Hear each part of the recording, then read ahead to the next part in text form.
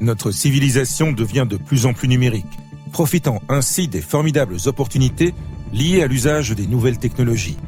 Cependant, toute médaille ayant son revers, cette évolution apporte avec elle son lot de risques.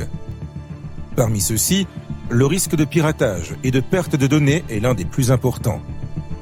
Désormais, il ne se passe plus une semaine sans que les médias ne se fassent l'écho de sinistres dus à la cybercriminalité. Toutes les entreprises et organisations sont la cible de pirates informatiques. Les objectifs poursuivis par ces pirates peuvent être de différentes natures.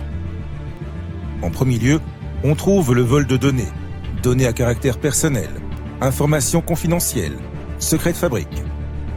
Ensuite, on trouve le vol d'argent. C'est le cas par exemple de l'escroquerie dite au président, le blocage du fonctionnement de systèmes d'information. C'est le cas des attaques dites de déni de service, dans laquelle les sites web des organisations sont bombardés de requêtes jusqu'à les saturer et les rendre indisponibles.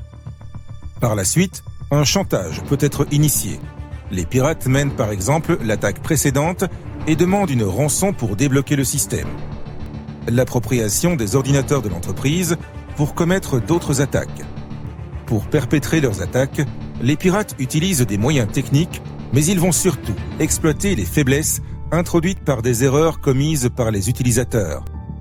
C'est pourquoi la lutte contre le piratage informatique n'est pas qu'une affaire de spécialistes ou de technologie, mais c'est l'affaire de chacun. La meilleure des protections est ainsi apportée par le respect de quelques règles et comportements très simples.